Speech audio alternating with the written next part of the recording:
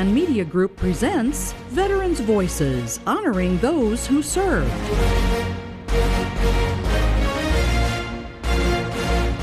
Thanks for joining us. I'm Don Jorgensen. Monday marks Veterans Day, a time to honor and remember the sacrifices of the brave men and women who have served in the armed forces.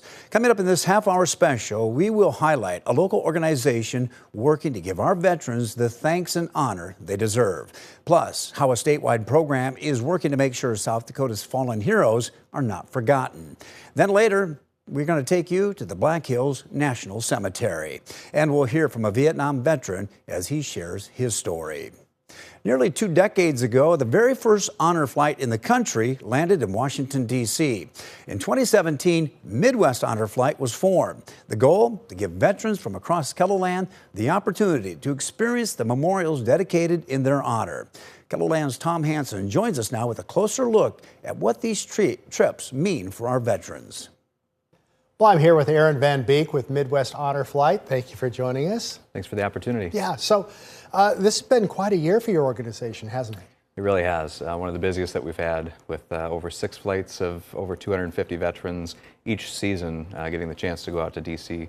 Over 500 total this year, bringing our total up to 1,994 veterans over 23 missions since we were incorporated back in 2017. It's been quite an awesome opportunity for each of these veterans to go out to D.C., even more so for our board and volunteers to be able to facilitate each of these flights. Yeah. Aaron, what does it mean for these veterans to take these trips?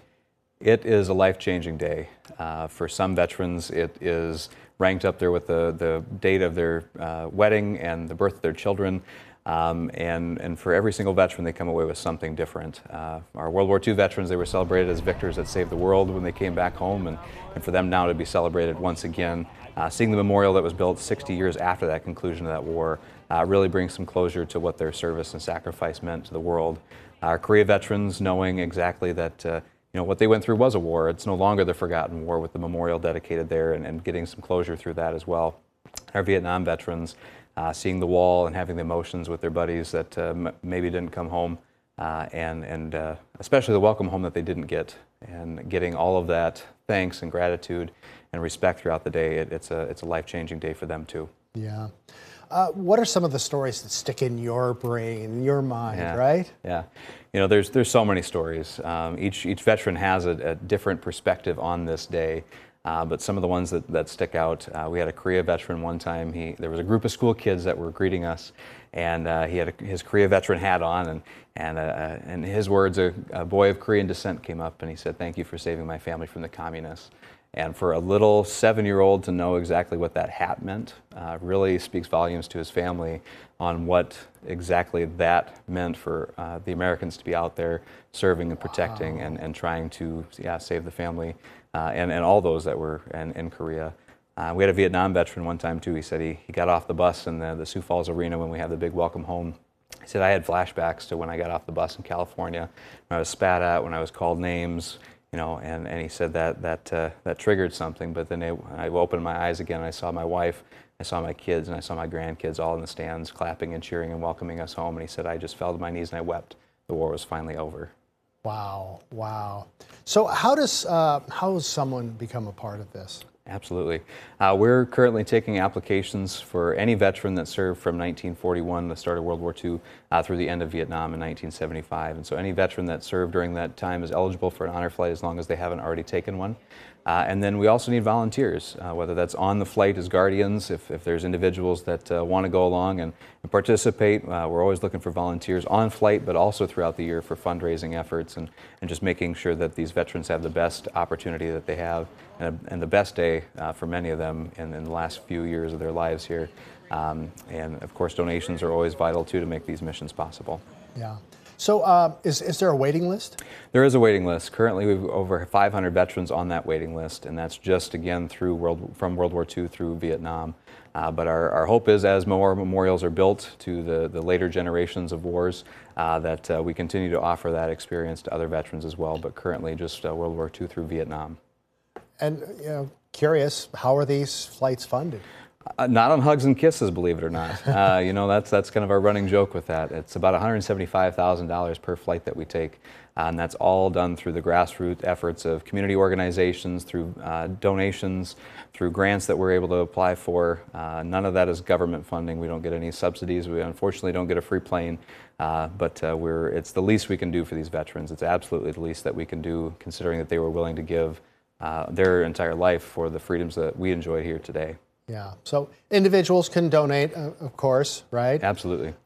What if someone watching is part of a big corporation? How do they go about helping you guys out? Absolutely. You know, every dollar counts, whether it's sending in $5 to cover a meal for the veteran for the day, or it's a big corporate donation that's going to cover all the veteran expenses for an entire day. You know, we've seen things anywhere from in between that too.